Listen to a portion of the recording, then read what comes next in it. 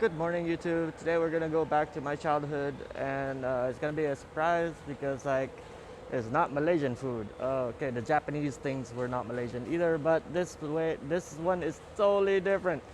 So we're going to I'll show you on the way. But basically, a lot of people think that Americanization came with McDonald's, but like most countries, American things have been there before. Like in Russia, before McDonald's came, Baskin Robbins was there, and like here, McDonald's was only open in 1982. KFC was open in 1973, but this one came to Malaysia in 1955, and it's an iconic classic.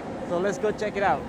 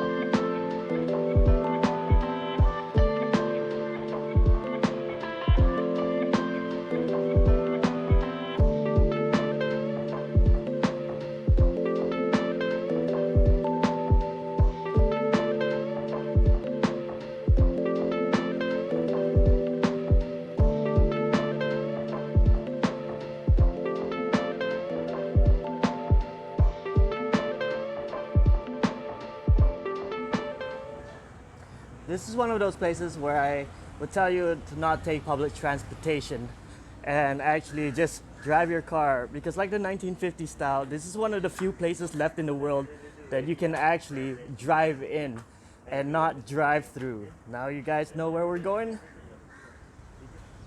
To explain why this is important for my childhood, well, A&W came here in 1955 and basically has been around since my parents' generation. And so this was the go-to place for Americanized food, for burgers instead of like nasi campur, or for like a hot dog. And I grew up with like the coney dog, which started all here, and it's my childhood food, my childhood comfort.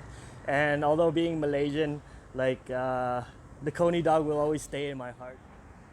If I was with a car, I would actually like just drive in, park in the shade, and basically you can order nowadays via QR. It used to be via microphone, like in a drive-through, and basically you get your food delivered. Unfortunately, not on roller skates anymore. The original real draft root beer, just soda. So like basically, we went for waffles and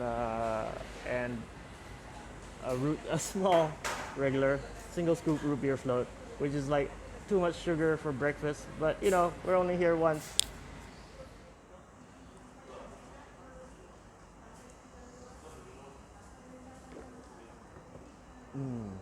Childhood. So unlike most people, or some people that have asked here what A&W stands for, they said hamburgers and root beer, which I googled, and it was just an article or a website that like reviews fast foods for some reason, and but A&W stands for, unfortunately, not very original, Allen and White, the owners or the creators of A&W. I've been waiting for my waffle, but I didn't understand there's an actual waffle station. So we're gonna get a waffle, and there's a scoop of ice cream.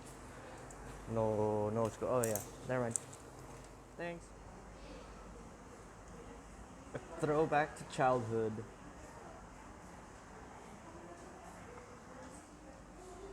So my plastic fork broke, but you know, I still have hands, and this is amazing because it made me flash back to my times, countless amount of times at Waffle House.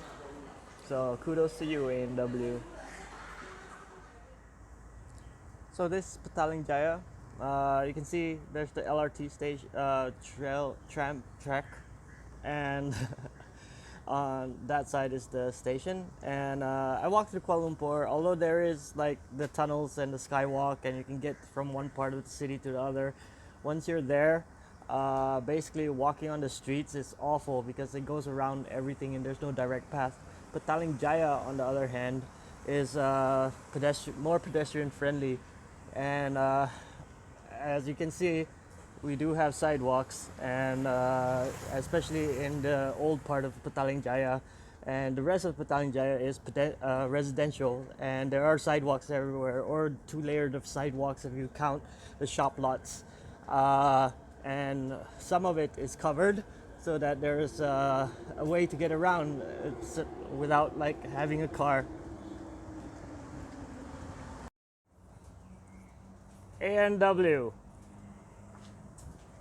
A&W. This looks and smells amazing.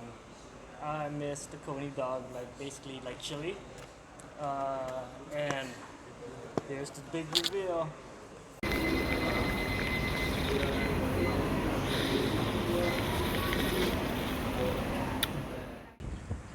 So that was a throwback to childhood. Thank you, A&W, for the wonderful memories or the recollection of memories. And it's starting to rain, so I am going to go back to Taman Paramount, go home. We have 2 more days left of Malaysia, so we're going to like see what we can come up with, and talk to you guys later, I guess.